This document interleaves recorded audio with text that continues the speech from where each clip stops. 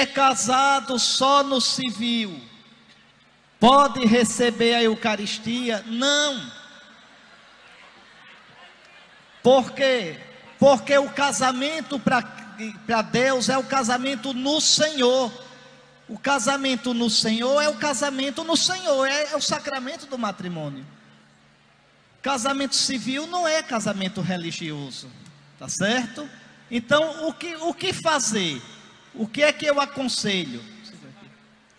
Converse com seu marido, converse com sua esposa. Em geral, quem é brabo é o marido nisso. Converse com o marido. Aí conversa com o padre. Não precisa fazer festa. Não precisa você entrar de véu e grinaldo depois de 40 anos estar vivendo com o marido. Não precisa nada disso. Acerta com o padre, quietinho lá, só com 2 testemunhas, e faz o casamento. Sem festa, sem nada. Mas é preciso casar no Senhor. Agora se o caba for bruto que dói, e ele já seja casado no civil, o que pode fazer é uma coisa que eu não vou explicar a vocês o que é, mas o Dom sabe, o Dom Magno, é uma sanácio. Aí tem um jeitinho aí que eu não vou dizer agora o que é, mas com um jeitinho pode transformar aquele casamento civil, dar o valor de sacramento, se os dois concordarem, entende? Aí o bispo pode, eles não vão nem lá para receber uma bênção, nada, mas o bispo pode, se os dois concordarem. Agora, se não concordar, larga esse homem que ele não ama você. Que diacho, não quer ir para a igreja para casar, não quer nem em casa, não quer nada, então pronto, não ama você. Que amor é esse? Que amor é esse? Que impede você de receber o corpo e o sangue de Cristo? Não, também tenha santa paciência, não é? Vamos ver mais. Qual a diferença de Jesus no sacrário e Jesus exposto? Nenhuma, é o mesmo Jesus. É só que quando expõe, tá certo? A gente, vendo o corpo do Senhor, dá mais solenidade à adoração. Mas não tem diferença nenhuma, né? E eu peço muito a vocês têm a graça de ter o Santíssimo perto de vocês, na sua capela, na sua paróquia, vá adorar nosso Senhor. Vá adorar. A Eucaristia é primeiro para ser comida, mas também adorada. Vão adorar.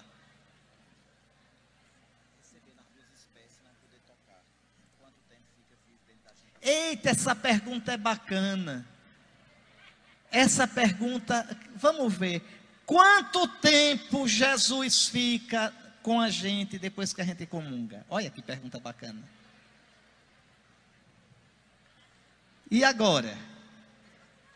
Quanto tempo dura Jesus na Eucaristia quando a gente comunga? Eu já dei uma resposta como quem não quer nada hoje de tarde.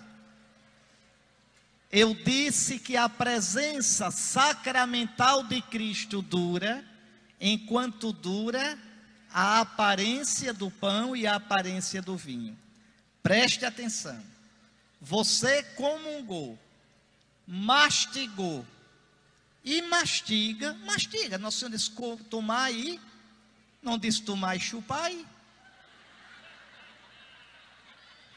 Tomar e... Ou você acha que o padre não mastiga aquela hóstia grande que ele comunga? Engole inteira. É para mastigar, sim. Para mastigar. Ah, mas vai ferir Jesus? Não vai ferir nada. Primeiro, Jesus está ressuscitado. E Jesus, você mastiga o sinal, não Jesus. Mastiga a aparência, não Jesus que está embaixo da aparência. Então, imagina, olha, você comungou, repare que coisa. Mastigou aquele pão, engoliu, olhe, preste atenção. A presença sacramental de Jesus desaparece. Jesus nunca chegou no seu estômago. Seu estômago não é sacrário. Então, para que comungar? Eu já disse também, aquele Jesus é cheio de Espírito Santo. Quando você comunga, você o recebe cheio do Espírito Santo. A presença sacramental dele desaparece. Fica a potência, a ação do Espírito Santo de Jesus em você. E esse Espírito lhe dá a vida de Jesus, a energia de Jesus, a graça de Jesus, a ressurreição de Jesus. É isso. Tá certo? Então não está no seu estômago. Jesus agora está no estômago. Não está. Não está. Tá certo? Mas é uma coisa sublime demais. Mas a pergunta... Então, era essa a pergunta, não era? Por que não tocar quando se recebe nas duas espécies? Porque o jeito de receber aqui em Pernambuco, em geral, se recebe a comunhão de jeito errado. Assim, está errado. Está errado, muito errado. Muitíssimo errado. Muitíssimo. Se comunga ou recebendo na boca ou assim. Esse é o único jeito de receber sem ser na boca, de modo correto.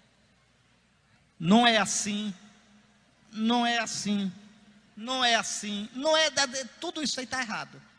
Está errado. Então, quando você vai receber o corpo e o sangue, o único jeito é na boca. Vai botar na palma da mão a hóstia molhada? Não. Aí vem com a mão suja, com o telefone do namorado escrito na mão, aí vem comungar, entende? Com a mão toda suada. Veja. Então, o jeito de receber, ou na palma da mão, ou na boca. Na palma da mão, ou na boca. Tá certo? Vamos lá. Como saber se você crê na Eucaristia? Danou-se, porque se você não souber, como é que eu vou saber? Mas espere aí, deixa eu pensar como é que eu respondo essa pergunta. Olhe, crer não é somente sentir. Às vezes você pode sentir a presença de Jesus. Às vezes pode não sentir nada. Mas a fé é um ato da inteligência. São Tomás diz que na Eucaristia os olhos enganam. Não enganam? A gente olha, vê o quê? Vê Cristo?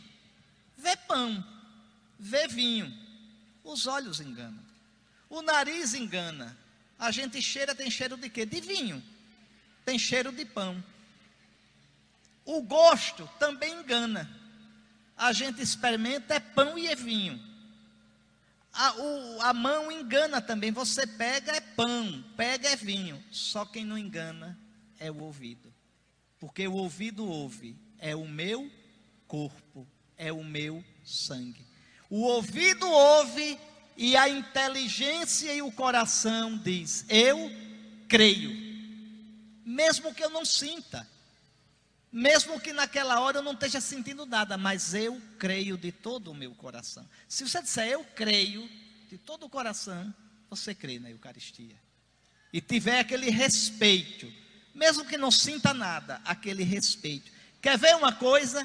Quando você está sozinho na igreja, quando não tem ninguém, ou você chegou na igreja antes da missa começar, qual é o seu comportamento diante da Eucaristia? Porque tem gente que já chega e já vai conversando logo com todo mundo, menos com Cristo. Não é? O modo como a gente entra, entrar, faz a genuflexão. O que é a genuflexão? Dobra o joelho direito. A genuflexão é assim, faça enquanto podem, porque depois começa a doer, a junta não pode mais. Faça enquanto podem. Pega o joelho direito e coloca junto do calcanhar esquerdo, assim, junto do calcanhar esquerdo. E levanta, enquanto pode. Quando não pode, faz uma reverência assim, que Nosso Senhor fica satisfeito.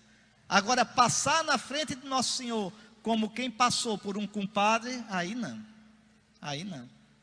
Né? Então é com gestos. A gente mostra que tem fé, mesmo quando a gente não sente. Faz feito o padre que estava ensinando as criancinhas. Isso que eu estou ensinando a vocês. O padre estava ensinando, bem bonitinho, a fazer genuflexão. Né? Estava assim, na frente do altar. O altar lá atrás, o Santíssimo, o Sacrário, e o padre explicando. Aí o menino disse: padre, passou um que não fez. O padre nem olhou, disse: ou foi o capeta ou o sacristão. porque não entende, não. Então, ter esse cuidado, esse respeito por nosso Senhor. Tá certo? Nem o capeta, nem o sacristão. Fazer. O que mais? Depois de comungar, deve ficar de joelho. Era bom ficar um pouquinho de joelho rezando. Era bom. Certo? Outros gostam de ficar sentado rezando. Outros de ficar cantando. Só não fique conversando. O melhor de tudo, ficar de joelho rezando. Mas pode ficar sentado rezando. Ou sentado cantando com a assembleia. Tá certo? Mas é um momento de estar com o nosso Senhor. Naquele momento, o Espírito Santo dele que você recebeu está enchendo você. Tá certo? Está enchendo todo o seu ser. Diga. Como explicar para uma criança que Jesus está presente na Eucaristia? Acho que é a coisa mais simples, porque o coração é de criança. O danado é explicar para um adulto. Para a criança é fácil. É só dizer, ali está nosso Senhor, escondido no pão e no vinho. Mas é Ele de verdade. Pronto, a criança acha a coisa mais linda do mundo. Tá certo? Se é uma criancinha mesmo. Diga. Se pode receber a comunhão na Sexta-feira Santa, a gente recebe. Recebe. Toda Sexta-feira Santa, quem vai à igreja, recebe a comunhão. Não tem missa. Sexta-feira Santa e Sábado Santo não tem missa. Tem missa na Quinta-feira Santa e a missa da Vigília Pascal na noite do sábado para o domingo. Mas já vale para o domingo essa missa. O que mais? Receber Jesus na Eucaristia tem algo a ver com os corpos dos santos incorruptíveis? Receber Jesus na Eucaristia tem algo a ver com os corpos dos santos que ficarem incorruptíveis? Um pouquinho. Um pouquinho, porque mostra aqueles santos que o corpo não se corrompeu. Parece que Irmã Dulce está assim também, não é? Abriram e tá incorrupto o corpo. Fica enegrecido, mas o corpo inteiro. Mostra o poder de Cristo sobre a morte. Mostra que um dia nosso corpo vai ressuscitar. E essa ressurreição a gente alimenta pela Eucaristia. Nesse sentido, sim. Né? Nesse sentido, lembra a Eucaristia, a força da Eucaristia. Você acredita em experiência, Lázaro? O que é isso? Não, isso aqui não sei o que é. Você acredita, não é? Lázaro, o que é Lázaro? Eu não sei o que significa isso aqui. Não sei o que é isso. Se o ministro ou o sacerdote não fala ao entregar a comunhão, o corpo de Cristo? O ministro, o padre ou o ministro da comunhão, quando entrega a comunhão, deve dizer o corpo de Cristo. Está dizendo o que é. E você diz, amém. Amém. Eu creio. Tá certo? Mas não é para dizer eu creio, não é para dizer amém. Aqui tem uma pergunta, aquele pedacinho, o padre parte o pão, o corpo de Cristo, e tira um pedacinho e coloca no cálice. Não coloca? Enquanto vocês rezam o quê? Cordeiro de Deus. Aquilo é para lembrar que Cristo está todo no pão e que Cristo está todo no vinho. Que o pão e o vinho são o mesmo corpo do Senhor. E para lembrar que assim como ele se quebrou todinho na cruz, ele também ressuscitou. Veja, pão e vinho, corpo e sangue juntos, vida, ressurreição. Tá certo? Lembra isso. Antigamente, esse gesto começou de uma coisa interessante. Antigamente, no começo da igreja, só quem celebrava a missa era o bispo. Os padres concelebravam. Porque quando diz assim, cada cidade era uma diocese. Cada cidade tinha um bispo com seus padres. Porque eram pouquinhos os cristãos. Aí quando começou a aumentar o número de cristãos, não cabia todo mundo no mesmo canto. Aí o bispo começou a mandar os padres celebrarem também. Mas o que é que ele fazia? Ele pegava a hóstia dele, que ele consagrava, partia no número exato de paróquias e mandava para os padres o corpo de Cristo. Aí o padre colocava dentro do cálice, para dizer que a missa dele era a mesma missa do bispo. Daí vem esse gesto de colocar um pedaço do corpo do Cristo no sangue de Cristo. Aí ficou com esse significado que eu estou dizendo, que o corpo e o sangue de Cristo são uma só coisa, tanto comungar só do pão, como comungar só do cálice, é comungar do Cristo todo, e que Cristo está vivo. Tá certo?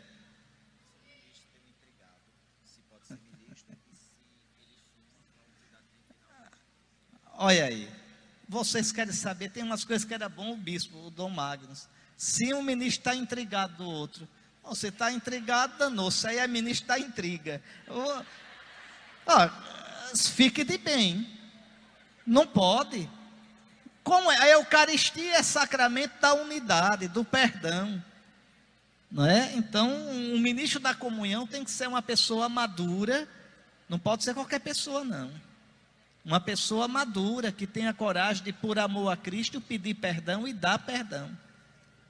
E aí tem outra pergunta: se fuma, o que é que deve fazer? Lavar a mão antes da comunhão, para não ficar com a mão fedorenta para dar a comunhão.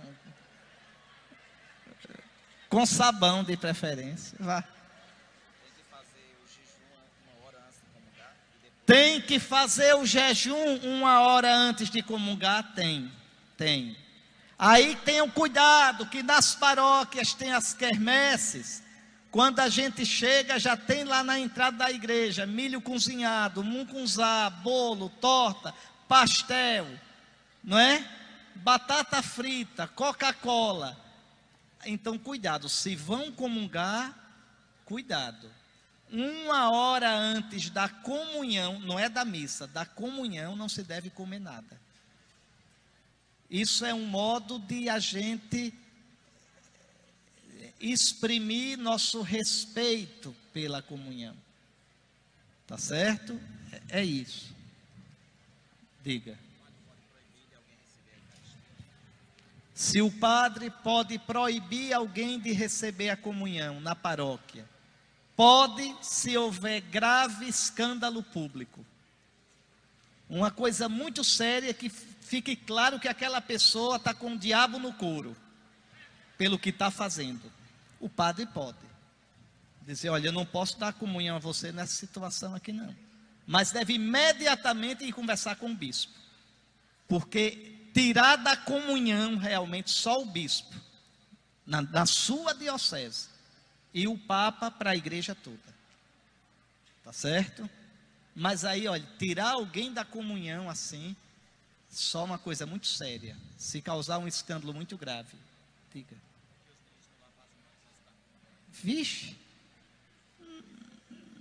porque os ministros não lavam a mão antes da comunhão? Acho que lava na sacristia, não lava não? Lava. Não, o padre, aquilo que o padre lava a mão na missa, não é porque vai dar a comunhão não. Ali é pedindo o perdão dos pecados. Entende?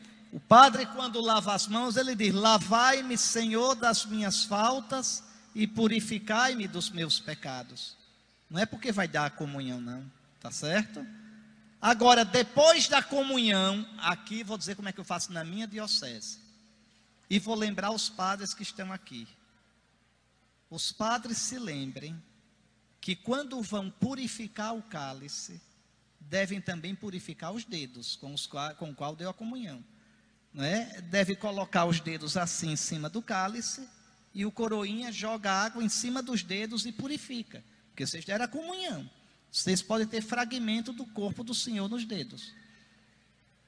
E os outros padres, se deram a comunhão, e os ministros, é bom que lavem as mãos. Aí sim, né? O ministro ir lá na credência e lavar as mãos, né? E o coroinha vir e trazer até a água mesmo que já está lá na bacia, só para os padres molharem e tirarem o fragmento do corpo do Senhor.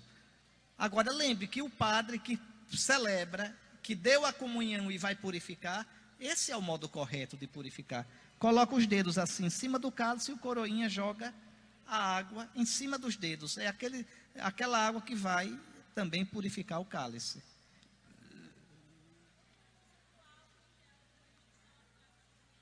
Não, Ave Maria, álcool e gel, que ministro chique. Não, na liturgia não tem álcool e gel não, só tem água mesmo. Mãe de misericórdia, como o Salgueiro está evoluído. Olha, não precisa não inventem moda, pelo amor de Deus. Na missa não cabe moda. Vá. Eita, que vocês fazem cada pergunta. Se a comunhão caiu no chão, é o ministro que deve pegar. Tá certo? Deve pegar, né, com respeito. E aí o ministro comungue. Não vai dar para o fiel, comungue ele mesmo. Tá certo? Se viu que ficou sujo demais, então, aí se o padre tiver, o padre faz isso. Se não, o ministro coloca numa baciazinha com água até derreter, dissolver todinho, que ali não está mais a Eucaristia, e joga depois numa raiz de uma planta, tá certo?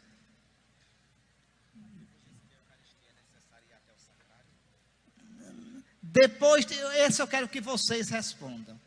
Depois de receber a Eucaristia, é necessário ir no sacrário? Não, fazer o que no sacrário? Me diga. Olha, quer ver uma coisa que às vezes se faz em algumas paróquias, que não tem pé nem cabeça? Vou dizer, fique com raiva de mim não. Repare, a gente tem às vezes uns cacuetes. Está lá na missa, Nosso Senhor está sobre o altar. Aí, veja, quando o ministro abre o sacrário, lá atrás, todo mundo se levanta. Mas não já está Nosso Senhor aqui, homem? Veja, o Nosso Senhor daqui é o mesmo que está no sacrário. É o mesmo que está no sacrário. Não é? Não precisa. Qual é o lugar mais importante da igreja? Vamos lá. Quem acha que é o sacrário, levante a mão. Quem acha que é o altar, levante a mão. Tá. E quem não acha nada, levante a mão. Aí todo mundo aqui. A maioria não acha nada. É o altar. O altar é o centro da igreja. O que se guarda no sacrário é o que foi celebrado no altar. Sem o altar, não tem sacrário. Agora, sem sacrário pode ter altar. Veja, no sacrário se guarda a reserva eucarística. Mas o lugar onde a Eucaristia é celebrada é o altar. O altar é a imagem de Cristo. Por isso o padre beija o altar, faz reverência para o altar. A gente, quando passa diante do altar, deve fazer reverência. Não se coloca nada em cima do altar. Bolsa, sacola, nada. No altar, só as coisas mesmo sagradas.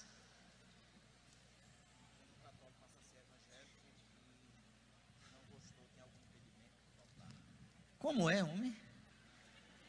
Um católico passou a ser protestante, experimentou e não gostou. Aí volta. Eita, quando volta, deve procurar o padre, se confessa, porque pecou, viu? Quem deixa a igreja de Cristo peca, e é pecado cabeludo, tem que se confessar. A igreja não é casa sem porta nem janela, não. E se o escândalo foi público, que o pessoal ficou sabendo, ele tem que fazer profissão de fé pública. Tem lá no rito do Rica, tem lá a profissão de fé. Vai diante do padre com 2 testemunhas e professa a fé católica novamente. Tá certo? Esse é o modo correto. Não é assim não, viu? Não é assim. Deixar a igreja é coisa muito séria. Muito séria. Ave Maria, não. Se alguém da comunidade pode tirar alguém da fila da comunhão, de jeito nenhum. Nem o padre deve fazer isso, nem o bispo. Diga. Pode, se não for crismado, pode comungar? Pode. Me diga uma coisa, se um menino de 6 anos chegar para mim, um pirralhinho assim, não, maiorzinho, assim não sabe. Um menino de 6 anos chegar para mim e disser assim: Dom Henrique, eu quero me confessar. Eu confesso? Confesso ou não confesso? Ele ainda não fez a primeira comunhão. Ainda não está nem na preparação, mas quer se confessar. Confesso ou não confesso? Muito bem, confesso. Porque a confissão é porque ele está sentindo que pecou. E quer o perdão de Deus. Entende? Confesso. Tem como uma criança participar da missa, dormindo, e na hora comungar? Não, comungar dormindo não. Como é que o menino não acorde para ele comungar?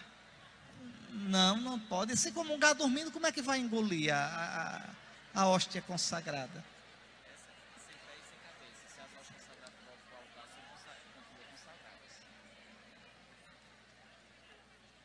O padre consagra a hóstia. Se consagrou, estão consagradas. E são guardadas nos sacrários.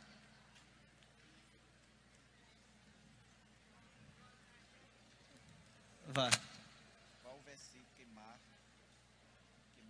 Macabeus que fala? Qual é o capítulo, qual é a citação bíblica de Macabeus que fala em rezar pelos mortos?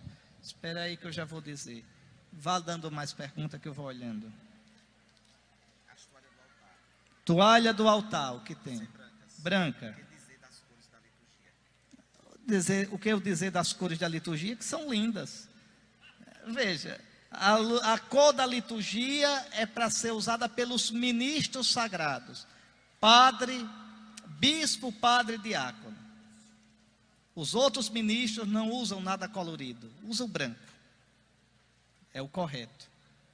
Tá certo? Não é bom coroinha usar a cor da liturgia. Não, se pode ter a batininha vermelha, tudo bom, mas os daqui tem batininha, faixa, parece os cardeaizinhos da Santa Igreja Romana. Tudo bonitinho. Não, mas está bonitinho, pode deixar. Agora veja, pode usar. O que não pode, o que não deve são os ministros. Eu sei que em várias paróquias tem. E eu repito, eu não gosto de falar sobre isso, porque isso depende de cada bispo. Entende? Mas o ideal seria que os ministros que não são ordenados não usassem cor litúrgica. Hoje é vermelho, usa vermelho. Hoje é verde, usa verde. Não, isto é para os ministros ordenados. Os outros ministros, as vestes têm a cor fixa. Tá certo? É isso que eu quero dizer. O altar não tem negócio de cor litúrgica. Agora, o que alguns gostam de fazer e pode fazer é aqui na frente colocar a cor litúrgica. Aí é outra coisa. Você bota, hoje é verde, bota uma toalha verde e por cima essa toalha branca. Aí tá certo. Em cima a toalha que celebra a missa é branca e embaixo fica um frontal verde ou um frontal vermelho. Agora em cima a cor sempre é branca.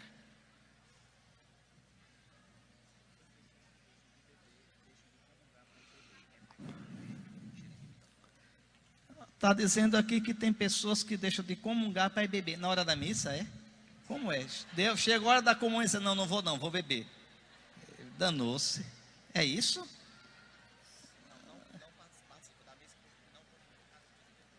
Não, eu não entendi essa pergunta. Pergunto se é pecado beber.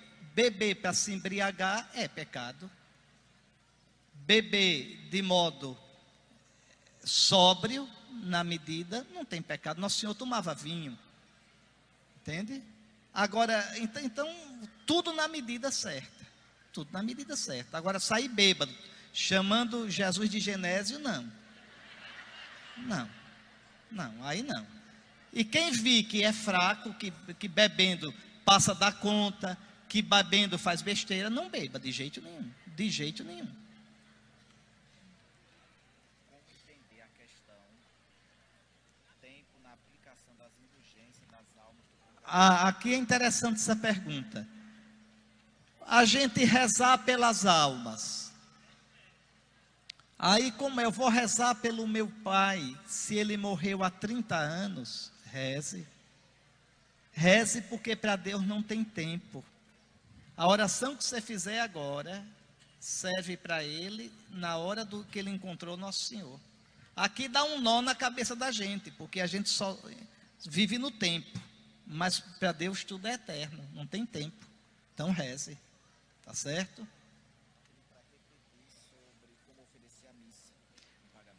É como oferecer a missa. Primeiro, não é pagar a missa, que não tem dinheiro do mundo que pague. É aquilo que os nossos pais sempre fizeram. Vinha da roça com o dinheirinho enrolado assim, no lenço. Aí pegava e disse: moço, eu queria que o senhor celebrasse, bote aí a intenção pela minha mãe. E aí dá a espórtula, R$2, não sei quanto é a espórtula, pronto. Então você sabe que aquela missa, além de ser oferecida por todos, você está dando uma esmola, porque você quer que Nosso Senhor junte essa esmolinha que você deu ao sacrifício de Cristo. Essa esmolinha que não é nada, unida ao sacrifício de Cristo, tem um valor tão grande. É isso. Por quê? A igreja estipula, você pode dar mais se quiser. Ela estipula o mínimo. Por quê? Para que todos possam dar sem preconceito. Para que um não chegue dizendo: eu dei 1 milhão. Entende? Então é para garantir que os pobres possam dar. Tá certo? Por isso ela estipula. E por isso o valor é sempre baixo. Não é nada que um pobre não possa dar. No entanto, é claro, se o pobre quiser dar de todo o coração, mas não tiver, a igreja deixa claro: ninguém seja privado dos sacramentos por questão econômica. É bem claro. Mas Nosso Senhor vê a intenção. Se é por malandragem, aí não. Diga.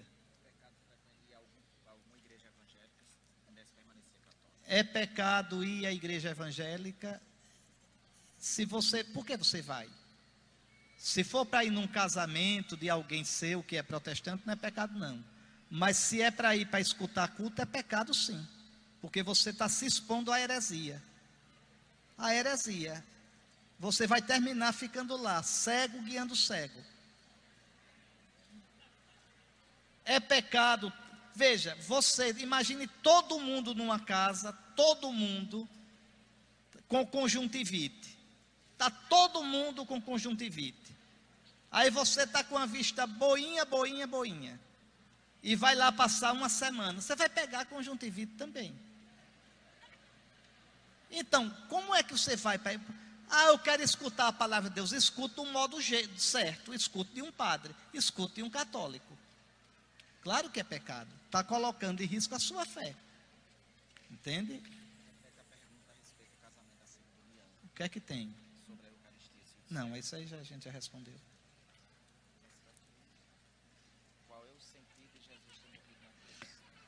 Qual é o sentido de Jesus ter morrido na cruz? Né? Onde o homem, pela desobediência dele, trouxe o pecado.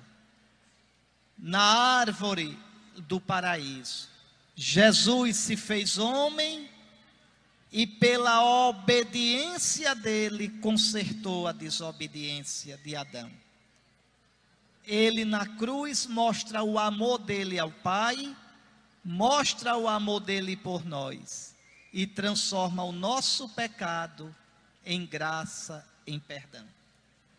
Então esse é o sentido. Como Deus nos amou. Olhar Jesus crucificado, a gente vê o quanto o pecado é grave.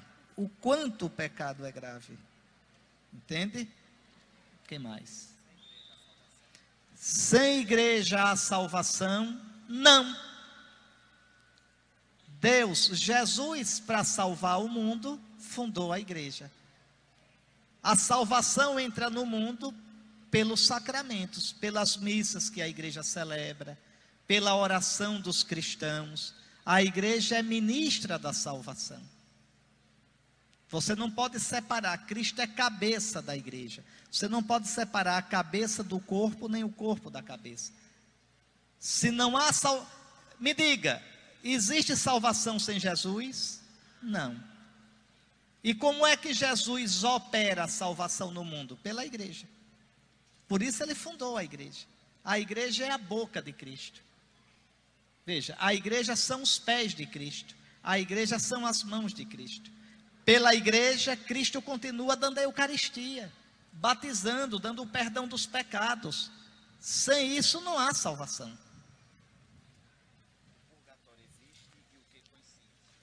Eita, estamos longe da Eucaristia agora.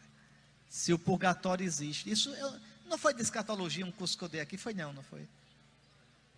Purgatório existe sim. O purgatório se dá no momento da morte. É a hora em que a gente recebe o abraço de Jesus. Jesus cheio do Espírito Santo, que é fogo devorador. Esse fogo purga os nossos pecados, limpa os nossos pecados. E dói.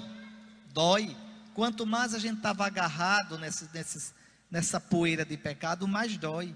Por isso a missa pelos irmãos que morreram, para que eles se deixem purificar por Cristo, para que eles suportem essa purificação. E aquilo que eu expliquei, mesmo que o irmão tenha morrido há 30, 40 anos, a missa celebrada agora serve para ele. São dois mudados de assunto. Um é perguntando se Maria é Santa intercede, e o outro é sobre o que você acha de oração. Vejam, agora já estão perguntando sobre Nossa Senhora. Claro que Maria intercede. Nós intercedemos. Se nós intercedemos, por que ela não intercede? A gente não intercede uns pelos outros? Me diga, eu acho tão interessante esse povo que diz que só Jesus é que é o intercessor. Só Jesus é o intercessor.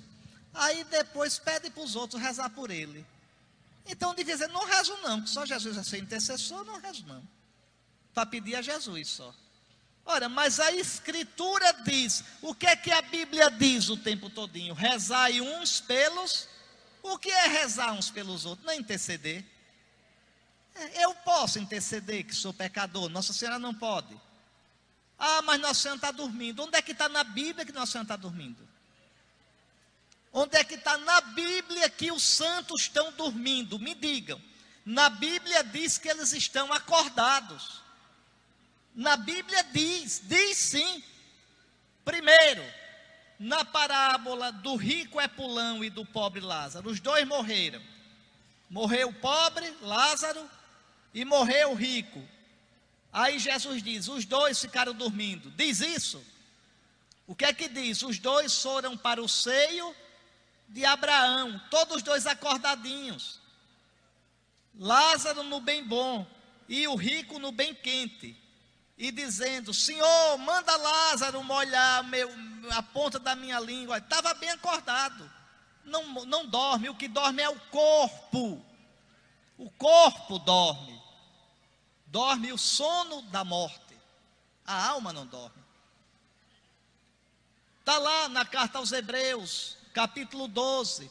Vós vos aproximastes da Jerusalém celeste, dos espíritos dos justos que chegaram à perfeição.